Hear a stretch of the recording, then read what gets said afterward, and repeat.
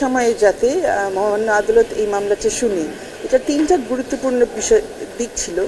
একটা ছিল যে ইতিমধ্যে পঞ্চদশ সংশোধনীর যে কয়েকটি ধারা অসাংবিধানিক ঘোষণা করেছে হাইকোর্ট, সেগুলো অবশ্যই আমাদের একটা চূড়ান্ত রায় পাওয়া দরকার ছিল সেগুলোর ব্যাপারে অ্যাপেলেট ডিভিশনের থেকে। একটা হচ্ছে তত্ত্বাবধায়ক সরকারের ব্যাপারে, কারণ তত্ত্বাবধায়ক সরকার কার্যকরী করতে হলে পঞ্চদশ সংশোধনীর বেশ কটি ধারা বিলুপ্ত করতে হবে, সেগুলো নিয়ে কিন্তু এখন শুনানি আর শেষ হয়নি, সেগুলো একটা অস্পষ্ট অবস্থায় রয়ে গেছে। দ্বিতীয় কথা ছিল যে 7-এর ক আর 7-এর খ যে দুটি ধারা যোগ করা হয়েছিল পঞ্চদশ সংশোধনীর মাধ্যমে আমাদের সংবিধানে, যেগুলো সম্পূর্ণভাবে গণতন্ত্র ধ্বংস করার একটি হাতিয়ার এবং বাক স্বাধীনতা একদম রোধ করার জন্য যেগুলো করা হয়েছিল, সেগুলোকেও অসাংবিধানিক ঘোষণা করা হয়েছে হাইকোর্ট, কিন্তু এখন তো আমরা চূড়ান্ত একটা রায় অ্যাপেলেট ডিভিশনের কাছ থেকে পাইনি। এবং আরেকটা বিষয় ছিল যে বিচার ব্যবস্থার স্বাধীনতা নিয়ে, যে হাইকোর্টের বিশেষ করে ক্ষমতা এটা অন্যান্য কোর্টের উপর অর্পণ করা হবে কিনা, এই বিষয়টাও হাইকোর্ট অবধি আমরা রায় পেয়েছি, কিন্তু চূড়ান্ত রায় আমরা এখান থেকে পাইনি। আর অন্যান্য যে অনেক ধারা ছিল পঞ্চদশ সংশোধনীর মধ্যে, সেগুলো নিয়ে বিভিন্নজন বিভিন্ন বক্তব্য রেখেছেন এবং এখানে অনেক ধরনের আপত্তিকর বক্তব্য কিন্তু কোর্টের সামনে রাখা হয়েছে, যেগুলো হচ্ছে ইতিহাস পুনর্লিখনের একটা প্রচেষ্টা। কোর্ট নিজের থেকে আজকে বলেছে যে তারা যেটা অতীতে দেখেছে যে এই কোর্ট থেকে ইতিহাস পুনর্লিখনের চেষ্টা নেওয়া হয়েছে। একাধিক মামলা আমরা দেখেছি, একাধিক রায় আমরা পেয়েছি একাধিক বিচারপতির কাছ থেকে আগে, যেখানে ওনারা 70 দশকে কী হয়েছে, 80 দশকে কী হয়েছে, এগুলো দিয়ে তারা নানান রায় দিয়ে এগুলো আবার নতুন করে লেখার চেষ্টা করেছেন। কোর্ট বলেছে তারা এই প্রক্রিয়ার মধ্যে যেতে চায় না।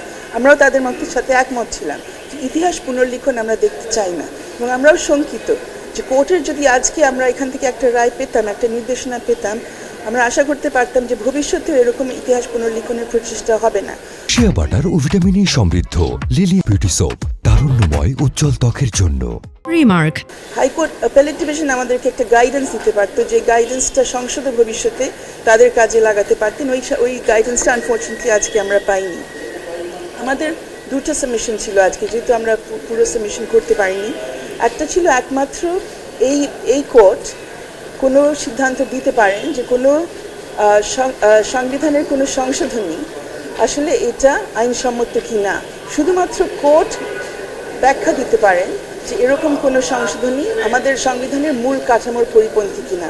মূল কাঠামোর পরিপন্থী কিনা এই বিষয়টা নিয়ে সংসদের কোনো কিছু বলার কোনো এখতিয়ার নাই, কারণ মূল কাঠামোতে কি আছে না আছে এটা শুধুমাত্র আমাদের সুপ্রিম কোর্ট এটা বিবেচনা করতে পারেন এবং এটা নির্ধারণ করতে পারেন। তো আজকে সেই সুযোগটা আমরা পেলাম না, ভবিষ্যতে যদি শুনানি হয় হয়তো আমরা পাবো। দ্বিতীয় বিষয়, যে কারণে আমরা বললাম যে সুপ্রিম কোর্টের দিক নির্দেশনাটা খুবই প্রয়োজন, যেটা সংসদ যখন হবে, সংসদে যারা সংখ্যাগরিষ্ঠ, যৌক্তিকভাবে আমরা বুঝি যারা সংখ্যাগরিষ্ঠ, যারা বেশি ভোট পাবেন তারা সেখানে যাবেন।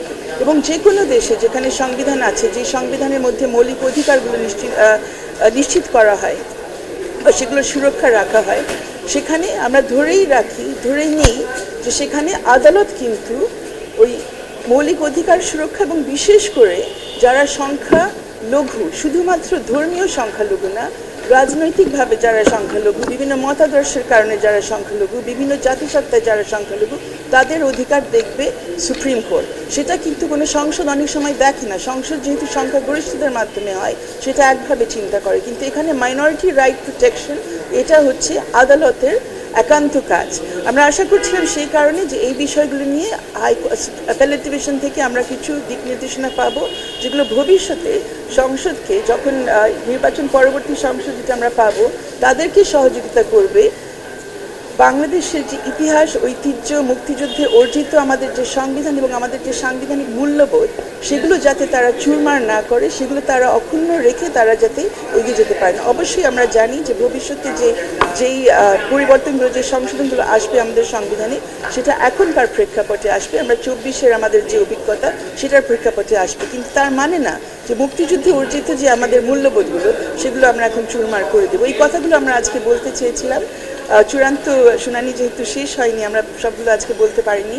আমরা আশা রাখছি ভবিষ্যতে বলা যাবে, কিন্তু একটু আমাদের সংশয়ও আছে যে বাই দ্য টাইম এই বিষয়টা আবার কোর্টের সামনে আসে, তখন অনেক কিছু পরিবর্তন হয়ে যাবে, সেখানে একই ধরনের সুযোগ পাওয়া যাবে কিনা, আর কোর্টেরও একই রকম সুযোগ থাকবে কিনা এই বিষয়গুলো নিয়ে আসলে আলোকপাত করার বা দিক নির্দেশনা দেওয়ার, সেটা আমাদের ভবিষ্যতে বুঝতে হবে।